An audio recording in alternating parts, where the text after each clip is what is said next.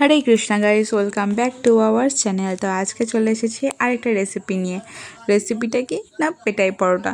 সেটা আমরা মোটামুটি কম বেশি সবাই খেতে পছন্দ করি। তো চলো রেসিপিটা বানিয়ে নিই। প্রথমে আমরা একটা কড়াইতে নেব তেল, দিয়ে সেখানে আমরা কি করেছি, পেটাই পরোটার সাথে কিছু তো খেতে হবে না, সেই জন্য আলু কষাটা তৈরি করার জন্য গোটা আলুটাকে প্রথমে আমরা প্রেসার কুকারের সাহায্যে সিদ্ধ করে নিয়েছিলাম। তারপরে তার খোসাগুলোকে ছাড়িয়ে নিয়ে তেলে আমরা দিয়ে দিয়েছি তার পরিমাণ মতন লবণ এবং পরিমাণ মতন হলুদ দিয়ে সেই আলুগুলোকে আমরা খুব ভালোভাবে ভেজে নেব।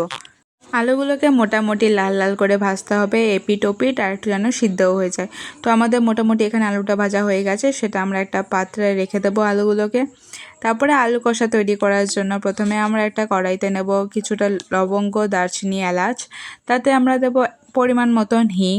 তারপরে সেখানে আমরা 1 চামচ মতন হলুদ দিয়ে আমরা আদা যে বেটে রেখেছিলাম সেই আদা বাটা আমরা দিয়ে দেবো। তারপর আমরা আদাটাকে খুব ভালো করে ভেজে নেওয়ার পরে আমরা কাজু বাদাম এবং মগজের একটা পেস্ট তৈরি করে রেখেছিলাম, সেই পেস্টটা আমরা এতে দিয়ে দেবো। দিয়ে সেটাকে আমরা খুব ভালোভাবে কষে নেব। এতে আমরা স্বাদ অনুসারে লঙ্কার গুঁড়ো দেব, দিয়ে টমেটোর একটা আমরা পেস্ট তৈরি করে রেখেছিলাম সেই পেস্টটাও আমরা এতে দিয়ে দেবো। দিয়ে সেটাকে আমরা খুব ভালো করে মিক্স করে নেব, দিয়ে সেটাকে আমরা কষিয়েও নেব। প্রথমে আমরা এতে দিয়ে দেবো কাশ্মীরি লঙ্কার গুঁড়ো, যাতে রঙটা একটু ভালো হয়। কাশ্মীরি লঙ্কার গুঁড়ো দেওয়ার পরে সেটাকে আমরা আবার মিক্স করে নেব খুব ভালোভাবে কষে নেওয়ার জন্য। দিয়ে সেটা ভালোভাবে মিক্স হয়ে গেলে সেখানে আমরা এতে দিয়ে দেবো আগে থেকে ফিটে রাখা দই। তার আগে আমরা এতে স্বাদ অনুসারে লবণ দিয়ে দিলাম, দিয়ে তারপরে আমরা দইটা দিয়ে দেবো। দইটা দিয়ে দেওয়ার পরে সেটাকে আমরা আবার ভালো করে মিক্স করে নেব। মিক্স করে নেওয়ার পরে দইয়ের যে পাত্রটাই ছিল সেই পাত্রটাতে আমরা হালকা একটু জল মিশিয়ে নিয়ে সেটা আমরা আবার দিয়ে দেব। দিয়ে মিক্স করে নেওয়ার পরে এতে স্বাদ অনুসারে আমরা এতে চিনি দিয়ে দেব, যাতে টেস্টটা একটু ভালো আসে। দিয়ে সেটাকে আমরা আবার খুব ভালোভাবে মিক্স করে নেব। এটাকে আমরা ততক্ষণ কষবো যতক্ষণ না এর তেলটা বেরিয়ে যাচ্ছে। তো তোমরা এখানে দেখতে পাচ্ছ এই যে তেলগুলো সেটা বেরিয়ে গেছে। এর মধ্যে আমরা এতে কস্তুরি মেথি দিয়ে দেবো, যাতে এর টেস্ট এবং সেন্ট দুটোই ভালো আসে। দিয়ে সেটাকে আমরা ঢাকনা দিয়ে দেবো, যাতে এর যে সেন্টটা সেটা যাতে বেরিয়ে না যায় হাওয়ার সাথে, সেই জন্য। তারপরে আমরা এটাকে ঢাকনা খুলে নেওয়ার পরে আমরা যে গোটা আলুগুলোকে ভেজে রেখেছিলাম সেই গোটা আলু আমরা এতে দিয়ে দেব। তারপরে আমরা এই কষার সাথে ভালো করে সেটাকে মিক্স করে নিলেই আমাদের এটা রেডি হয়ে যাবে। আমরা এখন এটাকে ভালো করে মিক্স করে নেব কষার সাথে, এবং আলুটাকে হালকা একটু জল দিয়ে ফুটেও নেব পরে গিয়ে, কারণ যাতে যে টেস্টটা আছে সেটা যেন আলুর ভিতরে ভালো করে ঢুকে যায়। তো এখানে আমাদের মোটামুটি ভালো করে আলুর সাথে এটা কষাটা তৈরি হয়ে গেছে। এরপরে এর চারিদিক দিয়ে আমরা হালকা একটু জল দেব, এবং সেই জল দেওয়ার পরে সেই ঢাকনা দিয়ে আমরা এটাকে কিছুক্ষণের জন্য রেখে দেব। তারপরে আমরা এটাকে ভালো করে ঢাকনা দিয়ে রেখে দিলে এরপরেই আমাদের রেডি হয়ে যাবে আলু কষাটা। আর দেখো এখানে ঢাকনাটা খুলে নেওয়ার পরে আমাদের এখানে খুব ভালোভাবে আলু কষাটা রেডি হয়ে গেছে। উপরে উপরে তেল আছে এবং জল নেই, তার মানে আমাদের বুঝে নিতে হবে যে আলু কষাটা আমাদের খুব ভালোভাবেই রেডি হয়ে গেছে। এখন সেটাকে আমরা একটা পাত্রতে ঢেলে নিয়ে তার আগে আমরা এতে দিয়ে দেবো 1 চামচ মতন ঘি, যাতে এর যে টেস্টটা সেটা যাতে খুব ভালো আসে।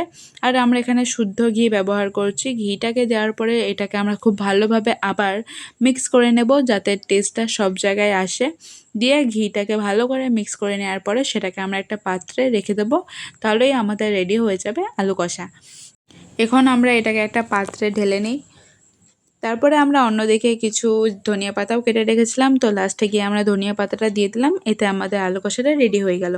অন্যদিকে পেটাই পরোটা বানানোর জন্য প্রথমে আমরা একটা গামলাতে নিলাম ময়দা, এবং ময়দাটাকে নেওয়ার পরে এতে আমরা পরিমাণ মতন লবণ, পরিমাণ মতন চিনি এবং পরিমাণ মতন তেল দিয়ে প্রথমে আমরা ময়দার একটা ময়ম বানিয়ে নেব। আর আমরা এতটা ময়দা নিয়েছি কারণ আমাদের ঘরে অনেকজন খেতে, সেই জন্য। তো আমরা প্রথমে লবণ আর চিনি দিয়ে দিয়েছি। তারপরে আমরা এতে দিয়ে দেবো সাদা তেল, দিয়ে সেটাকে আমরা খুব ভালোভাবে একটা ময়ম তৈরি করে নেব। ময়মটা আমাদের খুব ভালোভাবেই তৈরি করতে হবে, নাহলে পেটাই পরোটার যে স্বাদটা সেটা সেরকম ভালোভাবে আসবে না। তাই আমরা ভালো করে ময়মটা তৈরি করে নিয়েছি। আর এখানে আমাদের হালকা মোটামুটি একটা ময়ম তৈরি করে নেওয়ার পরে আমরা অন্যদিকে রেখেছিলাম দই। সেই দইটা আমরা এতে দিয়ে দিলাম, যাতে আরও যে ময়মটা সেটা যাতে আরও ভালো হয় আর টেস্টটাও যাতে খুব ভালো হয়। এর মাঝখানে আমরা খাবারের সোডা দিয়েছিলাম, সেটা আমরা দেখাতে ভুলে গেছি। তো তোমরা নিশ্চয়ই খাবারের সোডাটা দিয়ে দিও।